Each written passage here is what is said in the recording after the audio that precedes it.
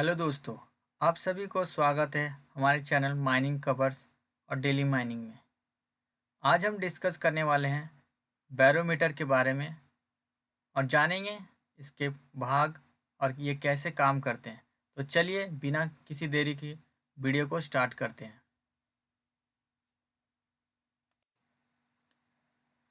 Barometer, what is barometer? For our English viewers, definition: barometer is an instrument for measuring pressure of the atmosphere.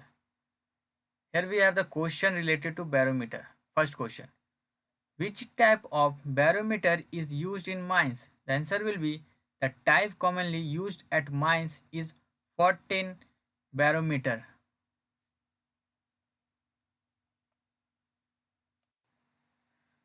Now let's discuss about its parts and how it works. Parts: number 1, glass tube; number 2, mercury vessel; number 3, boxwood; number 4, soft leather base; number 5, metal plate; number 6, brass tube; number 7, barometer scale; and number 8 is screw. You can see every parts are present in the diagram. You can check it.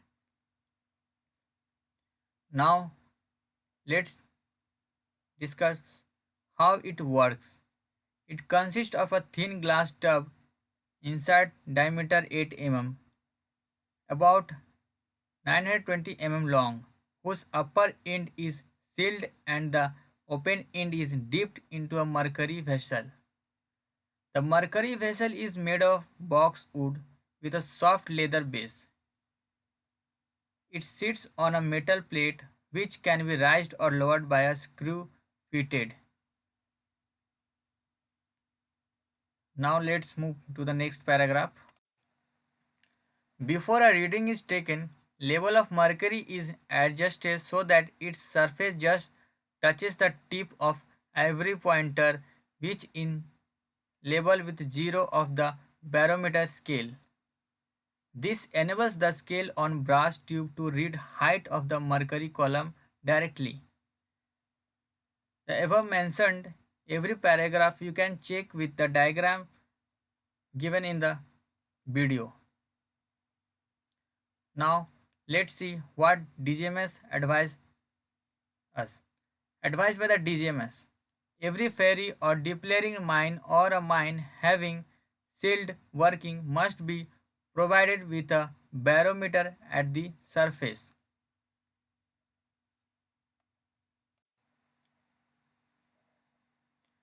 Now let's discuss about the question related to barometer.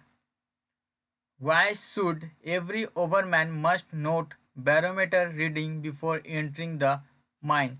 I repeat, why should every overman must note barometer reading before entering the mine? The answer will be because when atmospheric pressure fall rapidly, noxious gases of Gulf or sealed off area expand and erupt into the workings. So more careful checks for gases and withdrawal of workmen from the district in severe cases. And if pressure rises rapidly, the gases contract and air enters the gulf and sealed off areas, increasing chances of spontaneous heating and fire. That's all for English viewers. Let's move to Hindi viewers. Barometer क्या है और इसके क्या क्या parts हैं, भाग हैं और ये किस तरह काम करते हैं, चलिए जानते हैं। बैरोमीटर एक वायुमान यंत्र है। परिभाषा या कह सकते हैं बैरोमीटर किसे कहते हैं? बैरोमीटर वायुमंडल के दबाव को मापने का एक उपकरण है। चलिए, एक प्रश्न है, खानों में किस प्रकार के बैरोमीटर का प्रयोग किया जाता है? इसका उत्तर है खदानों में आमतौर पर इस्तेमाल किया जाने वाला 14 बैरोमीटर है।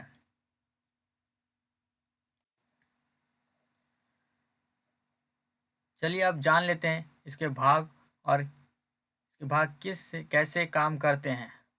तो चलिए पहले भाग जान लेते हैं कौन कौन से भाग बहुत ज़रूरी है। पहला भाग है ग्लास ट्यूब, दूसरा मरकरी वेसल, तीसरा है बॉक्स वुड, चौथा है मुलायम चमड़े, पांचवा है धातु प्लेट, छठा है पीतल ट्यूब, सातवां है बैरोमीटर स्केल और आठवां है स्क्रू।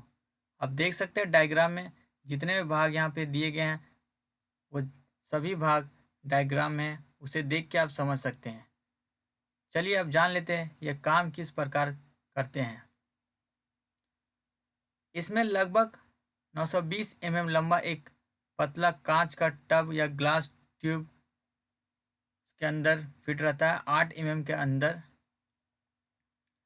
होता है, जिसके ऊपर छोर सील कर दिया जाता है। ऊपर का जो भाग है उसे सील कर दिया जाता है और खुले सिर को मरकरी वेसल में डुबाया जाता है।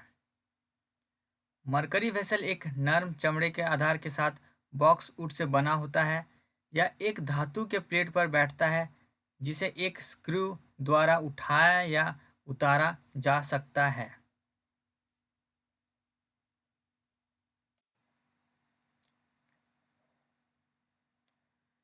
रीडिंग लेने से पहले मरकरी लेवल को एडजस्ट किया जाता है ताकि इसकी सतह सिर्फ आइवरी पॉइंटर को छू सके, जो कि बैरोमीटर स्केल के शून्य के स्तर पर है।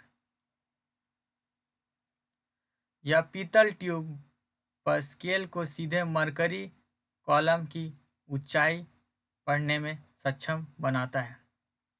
चलिए अब देख लेते हैं डीजीएमएस हमें क्या सलाह देते हैं। डीजीएमएस द्वारा सलाह दी जाती है प्रत्येक आग लगने वाली या डिप्लरिंग खदान या सीलबंद कामकाज वाली खदान को सतह पर बैरोमीटर के साथ प्रदान किया जाना चाहिए।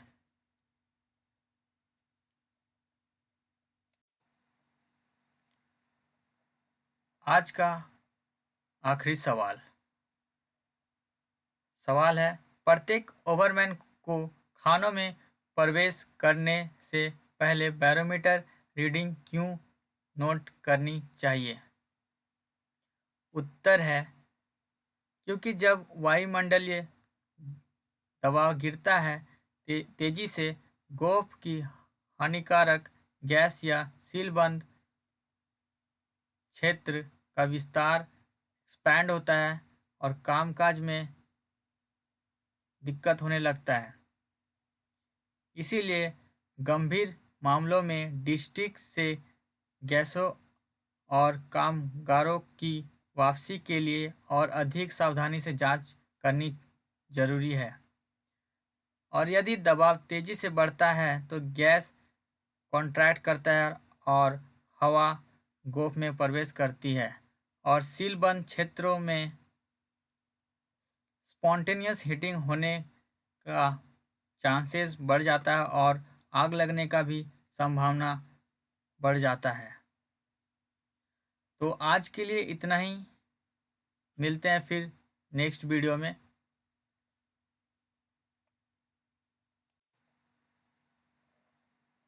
हमारे वीडियो को देखने के लिए बहुत बहुत धन्यवाद।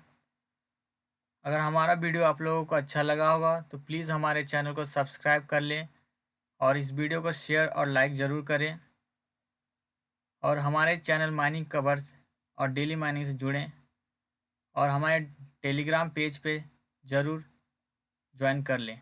हम अपने टेलीग्राम पेज में डेली 10 से 15 माइनिंग क्वेश्चंस क्विज डेली वहाँ पे डालते हैं।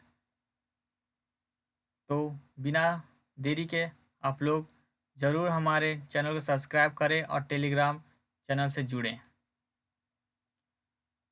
मैं सभी का लिंक अपने यूट्यूब वीडियो के नीचे डिस्क्रिप्शन में डाल दिया हूँ, वहाँ जाके आप डायरेक्ट ज्वाइन कर सकते हैं। तो आज के लिए इतना ही, धन्यवाद, थैंक यू।